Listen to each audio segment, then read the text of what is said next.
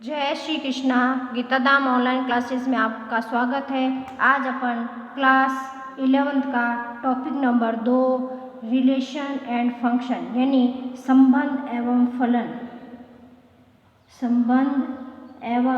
फलन का अध्ययन करेंगे। संबंध एवं फलन का अध्ययन करने से पहले हमने चैप्टर नंबर 1 में क्या पढ़ा था? समुच्चय। इसमें संबंध फलन पढ़ने से पहले हम समुच्चय का कार्तीय गुणन पढ़ेंगे। समुच्चयों का कार्तीय गुणन पहले इसका एक टॉपिक है वो पढ़ेंगे, कार्तीय गुणन। यानी क्या हुआ कि दो समुच्चयों का गुणा करना, दो समुच्चयों का आपस में गुणा करना। जैसे मेरे पास एक समुच्चय है ए, क्या है उसमें? लाल और नीला रंग, लाल कॉमा नीला। इसी तरह मेरे पास बी समुच्चय है, उसमें है बी सी एस, क्या है? B C S. अब मेरे को इनका गुणा करना है, इसका मतलब क्या लिखना है? ए क्रॉस बी। इसका मतलब क्या होगा? ए क्रॉस बी में क्या होगा? लाल बी, लाल का बी के साथ, लाल का सी के साथ, लाल का एस के साथ। इसी तरह नीला बी के साथ, नीला सी के साथ, नीला एस के साथ। इस तरह इनका गुणनफल बनेगा। क्या बनेगा? लाल बी, लाल सी, लाल एस। इसी तरह क्या बनेगा? नीला बी, नीला सी और नीला एस। इस तरह से ये क्या कहलाता है? इनका कार्तीय गुणन। क्या कहलाता है? कार्तीय गुणन। अब देखिए कार्तीय गुणन में परिभाषा क्या कहती है? कार्तीय गुणन की परिभाषा कहती है कि दो अरिक्त समुच्चय, मतलब उसमें कुछ न कुछ अवयव है, खाली नहीं है। अरिक्त समुच्चय P तथा Q का कार्तीय गुणन क्या कहलाता है? P into Q। उन सभी क्रमित युग्मों का समुच्चय है जिनको प्रथम घटक P से और द्वितीय घटक Q से लेकर बनाया जाएगा। जैसे P इंटू Q, P लिया गया P से और Q लिया गया Q से। इसी तरह ये है, जैसे आपका ए ले रखा है, देखो हमने अभी ए क्रॉस बी लिया, लाल ए में था, लाल बी, लाल सी, लाल एस, नीला बी, नीला सी, नीला एस। इसी तरह अपन और भी कई उदाहरण लेकर सॉल्व कर सकते हैं। जैसे अपने ए में है A1 A2 और बी में है B1 B2 B3 B4। तो ए क्रॉस बी मतलब पहला अवयव किसका आएगा? ए का क्या है? A1 का किसके साथ? B1, A1 B1। A1 का किसके साथ? B2 का, A2 B2, A1 B2, A1 B3, A1 B4। इसी तरह फिर A2 का B1, A2 B1, A2 B2, A2 B3, A2 B4। इस तरह से इनका गुणन क्या कहलाता है? कार्तीय गुणन कहलाता है। अब आगे देखिए, जैसे हमें दे रखा है उदाहरण नंबर 1। उदाहरण नंबर 1 क्या कह रहा है? यदि, क्या कह रहा है? उदाहरण नंबर 1 आपका कह रहा है यदि x plus 1 comma y minus 2, x comma 1 comma y minus 2 बराबर 3,1 है। क्या है? 3,1 है। तो x और y के मान ज्ञात कीजिए। क्या ये बराबर लगा हुआ? इसका मतलब क्या है? ये क्रमित युग्म इस क्रमित युग्म के बराबर है। इसका मतलब क्या हुआ कि जैसे अपने ये दे रखा है, क्या दे रखा है? x plus 1 comma y minus 2 बराबर है 3,1 से। इसका मतलब इस समुच्चय का ये युग्म इसके बराबर है, ये युग्म इसके बराबर है। पहला युग्म क्या है? x प्लस 1 किसके बराबर है? 3 के बराबर है। तो x बराबर क्या हुआ? 1 उधर चला गया, 3 माइनस 1 कितना बन गया? 2। अब दूसरा उठाए, y माइनस 2 बराबर कितना है? 1। तो y बराबर 2 उधर गया माइनस का, तो क्या हो गया? प्लस का। 1 प्लस 2 कितना हो गया? 3। इसलिए इस तरह x और y के मान क्या आ गए? x का मान आ गया आपका 2, y का मान आ गया 3। इसी तरह उदाहरण नंबर दूसरा क्या कह रहा है? उदाहरण नंबर दूसरा यदि क्या कह रहा है आपका? यदि P है A B C, P के अवयव कौन है? A B C और Q के अवयव है सिर्फ R। तो P क्रॉस Q और Q क्रॉस P ज्ञात है। सबसे पहले कह रहा है P क्रॉस Q, क्या कह रहा है? P cross Q। इसका मतलब क्या होगा? पहले अवयव P के आएंगे। P में कौन है अपना?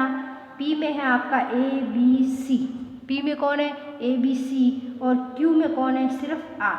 पहले हमें कह रहा है P क्रॉस Q। इसका मतलब पहले अवयव किसका आएगा? P का।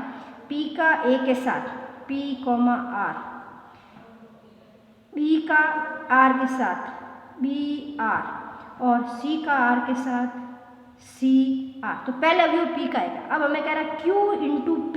पहले Q आएगा, क्या लिखोगे? R comma A, R comma A, R comma B और R कॉमा C। इस तरह से P क्रॉस Q और Q क्रॉस P क्या बराबर है? नहीं है। P cross Q not equal to Q cross P, ये बराबर नहीं है, क्योंकि इसमें पहला अवयव आ रहा है P का, बाद में आ रहा है Q का। इसमें पहले Q का आ रहा है और फिर R का। तो इसमें क्रम इम्पोर्टेंट रखता है, समुच्चय में क्रम इम्पोर्टेंस नहीं है। समुच्चय में पहले A लिख दो फिर B लिख दो, कोई फर्क नहीं पड़ रहा है, लेकिन संबंध व फलन में क्रम का फर्क पड़ता है। देखिए उदाहरण नंबर 3। उदाहरण नंबर 3 क्या कह रहा है? उदाहरण नंबर 3 आपका कह रहा है कि मान लीजिए कि A दे रखा है, समुच्चय क्या दे रखा है? 1 2 3, B दे रखा है 3 4 और C दे रखा है 4। देखिए A दे रखा है आपके 1 2 3, B दे रखा है आपके 3 4, C दे रखा है 4 5 6। क्या दे रखा है? 4 5 6। इसका पहला ऑप्शन है, क्या कह रहा है? A cross B intersection C, A cross B intersection C। अब देखें हमें क्रॉस गुना करना है, तो सबसे पहले ये निकालो B इंटरसेक्शन C। इसका मतलब B लिखूं 3 4 इंटरसेक्शन C 4 5 6, 4 5 6। इंटरसेक्शन मतलब दोनों में कॉमन कौन आ रहा है? कॉमन कौन आ रहा है? 4। मतलब लिखेंगे A क्रॉस 4। क्या लिख दिया? A cross 4। अब A में कौन है? ये रहा 1 2 3 क्रॉस 4। मतलब पहले अवयव किसका आएगा? A का। तो क्या लिखोगे? 1 4, फिर क्या लिखोगे? 2 4, फिर क्या लिखोगे? 3 4। ये आ गया A cross B intersection C। इसी तरह इसका दूसरा भाग है आपका A cross B, A cross B intersection A cross C, A cross B intersection A cross C। तो सबसे पहले अपन क्या निकालें? A cross B, A cross B, A cross B में पहले अवयव लिखेंगे A के। क्या लेंगे? A के अवयव। A के अवयव क्या अपने पास? 1 2 3 और B के अवयव है 3 4। A के अवयव है 1 2 3 और B के है 3 और 4। क्रॉस प्रोडक्ट करना है, पहले A का रखना है, 1 का 3 के साथ, 1 का 4 के साथ, 1 3 1 4, 2 का 3 के साथ 2 3 2 4, 3 का 3 के साथ, 3 का 4 के साथ। हो गया A क्रॉस B। अब चाहिए A cross C, A cross C। A में कौन है? 1 2 3 और C में कौन है? 4 5 6। कौन है? 4 5 6, 4 5 6। A में है आपका 1 2 3 1 2 3, इसमें है 4 5 6।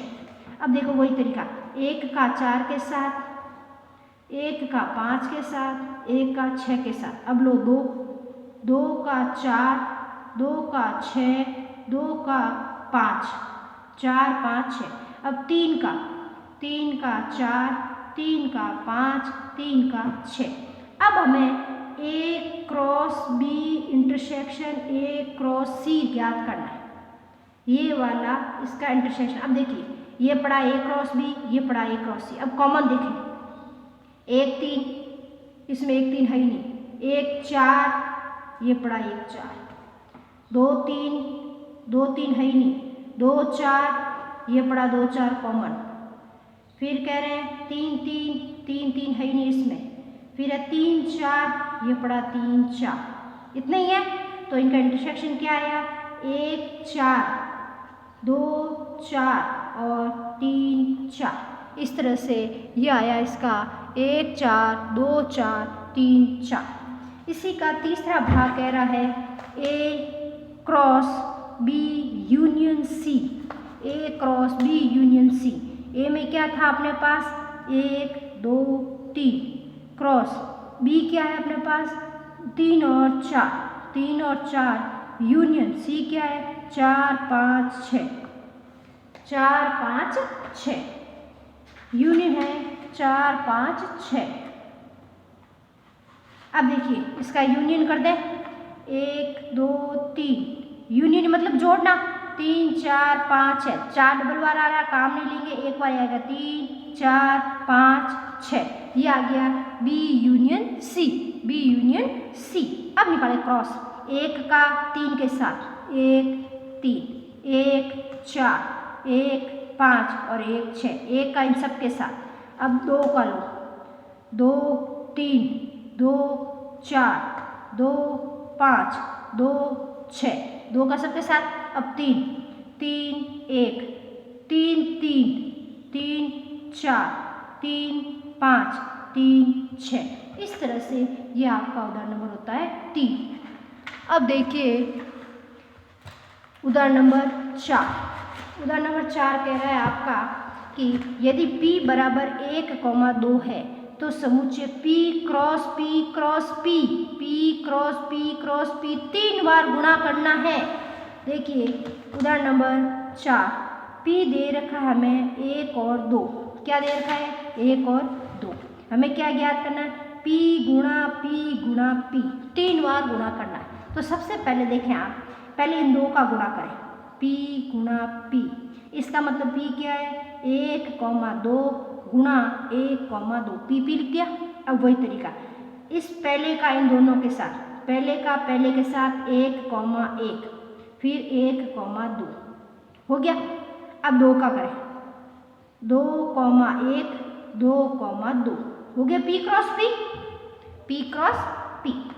अब देखिए हमें करना P क्रॉस P मतलब 2 का गुणा करने के बाद में P से 2 का क्या आया अपने पास 1 1 1 2 2 1 2 2, ये P इंटू P का मान आ गया। अब गुणा करना है P से 1,2 से। अब देखो इसको करो पहले 1 से तो क्या आएगा 1 1 1, 2 1 तो आए हुए थे, 1 यहाँ से आ गया। इसी को करो वापस इससे क्या आएगा 1,1,2, ये हो गया कंप्लीट। अब इसको उठाओ 1 2 को पहले 1 से करें 1 2 1, 1 2 को 2 से करें 1 2 2, ये भी कंप्लीट। अब इसको उठाओ 2,1 को किससे करोगे 1 से, फिर 2,1 को किससे करोगे 2 से, ये भी कंप्लीट। अब उठाओ इसको 2,2,1 और फिर करो इससे 2,2,2, तो ये हो गया P इंटू P तीनों का गुणा। इस तरह से ये होता है आपका उदाहरण नंबर 4 कंप्लीट, उदाहरण नंबर 4 कंप्लीट। अब देखिए उदाहरण नंबर 5। उदाहरण नंबर 5 ट्रिपल R ज्ञात करना है। क्या करना है 3R, R इंटू R, जैसे हमने P इंटू P निकाला इसी तरह क्या निकालना है R इंटू R। इसी तरह देखिए उदाहरण नंबर 6। उदाहरण नंबर 6 क्या कह रहा है यदि A क्रॉस B, हमको क्रॉस दे रखा है इस बार, क्या है P Q P R M Q M R, इसका मतलब पहला अवयव किसका है A का है और बाद वाला किसका है B का। हमें मालूम है A क्रॉस B में पहले अवयव A का आता है और बाद में B का आता है, तो A व B के मान ज्ञात करो। अब देखो ये क्या है P Q, मतलब A का कौन है P, इसमें भी क्या आ गया P वापस, फिर क्या आ गया M और फिर आ गया M, इसका मतलब क्या है P M M, तो डबल लेटर नहीं आएगा, क्या आएगा P और M। A का अवयव क्या हो गया पहला अक्षर, ये भी P आ रहा है, ये भी P आ रहा है, ये M और M, तो क्या हो गया P और M।